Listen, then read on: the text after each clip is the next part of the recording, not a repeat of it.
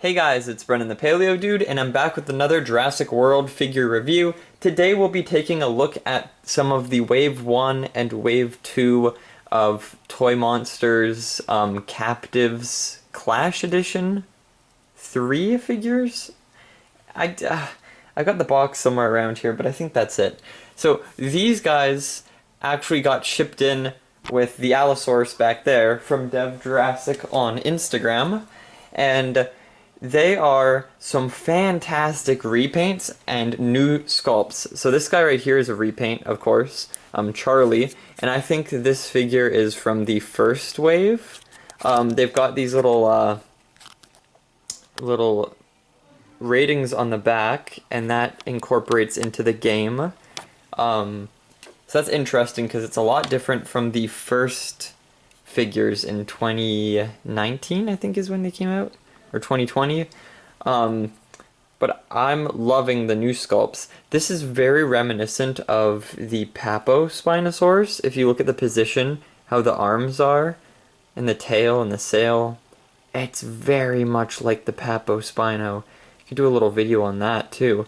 My biggest pet peeve, which is actually not too bad, is the new figures lack painted nails. You can see the toes on all of them, and the fingers do not have paint on them. And you're probably like, oh, why would that bother you? Every other figure that exists out there and toy lines don't have them painted. Well, you see, they were painted in the first wave, the first series in original edition, and I'm pretty sure they were painted in the Camp Cretaceous figure line as well, but then suddenly they just dropped the paint on the nails, and it was really nice. It made the figures look finished. I mean, they still do the teeth and the mouth, which is great, but man, the nails just finished them off, made them look really good. I'm not sure why they dropped it. Probably production speed, cost, whatever. They do have all those little scratch marks on them now, which is a nice addition. So we'll move on to the Dilophosaurus. Amazing paint on the back of the frill. That is beautiful. Amazing paint on the front.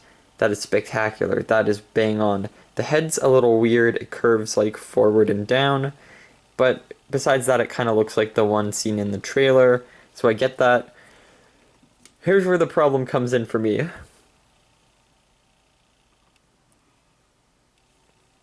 I don't know if you guys can see that. The shoulders kind of end there, and the frill covers this tiny bit of neck. It makes it look like it has no neck. How do I do this? See? It looks like it has no neck. It's just a little off to me. If they made the neck slightly longer, like that, so you can see the neck, see? That would have been a lot better. But the frill covers that tiny, like, dinky, thick neck to the shoulders, and it just looks like the head's coming out of the shoulders. And so it's kind of weird to me. It's just not right. It doesn't sit right with me. Also, yeah, the neck's really short and it gets fat really quickly. I can see from a structural point of view that, is good. But, oh my goodness. Yeah, so amazing figure, one little thing wrong with it. We'll move on to the best figures, actually. This is the Edmontosaurus. It is beautifully painted as the first rendition of it to come out, I think was 2015, by, the art was done by, what's his face? Julius Castrani?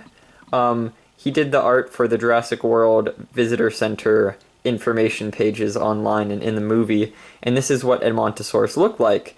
And then in like following months, years, whatever, they came out with the Mattel figure a few years later in the same color, and Jurassic World Evolution used this paint on the figure, and I'm sure it was seen in a few other media as well. So this is pretty staple now for the canon Edmontosaurus. Like, if it were to ever to appear on screen, this is most likely what it would look like.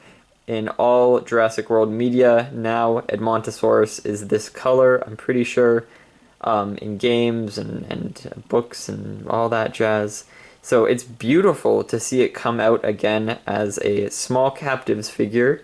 They did a great job. I love the color.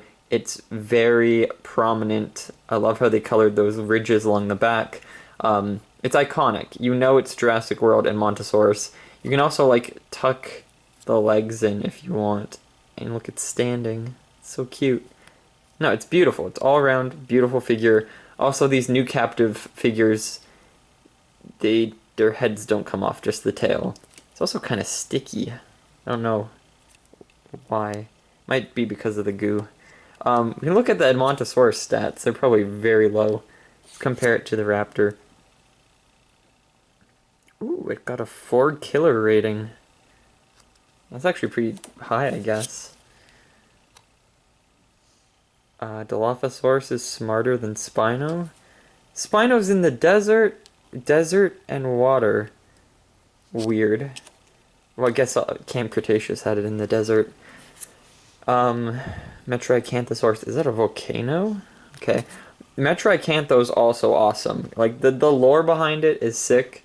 It was on the park maps in the first movie, Jurassic Park. It was also on the DNA vials. It had its name there. Like, and then Mattel made the figure, and now all the iterations of it kind of look similar. It's got that megalosaur / boxy head.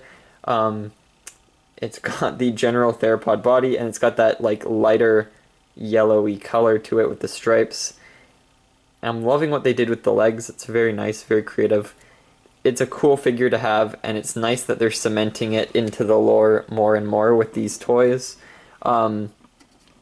We finally got our Ankylosaurus. I love this detail. There's a bit of blood on one side of the club there. It's kind of dark, actually, because I don't think they could fit any damage onto the actual Ankylosaurus. It kind of looks like most of the herbivores in the lineup, where they make the head really big, and it kind of gives like a juvenile vibe. But that's fine, because these are perfect for like baby dinosaurs when it comes to the mainline Mattel figures. And obviously they'd want to scale up the herbivore heads because you want to see those facial features or whatever. Oh, that's cool. So yeah, I'm digging the Ankylosaurus. I love how there's blood on there. That's, again, pretty dark, but it's nice to see it in the figure line. And then the Spino is just kind of white with a pink sail. We saw the leaked Dominion, or not leaked, on the Dominion Captivz, they had Spinosaurus with accurate colors, so it's cool we get this weird white one. It might be trying to mimic the Camp Cretaceous Spino. I'm not sure. There might be a Spino in the next lineup too, so I'll check that out. I'll do more research. But yeah, no, these are great figures, and I'm definitely going to continue collecting them. But they're just so expensive to continue collecting. I'm excited for this line. We get like Herrerasaurus and stuff too, and I think Para and Pachycephalosaurus. Oh my god, there's so much. Yeah, I'm definitely getting that line, but I gotta bite the bullet and complete that line first. So anyways, that'll be it for a future video. Hope you guys enjoyed this one, and I'll see you all in the next one then. Bye-bye.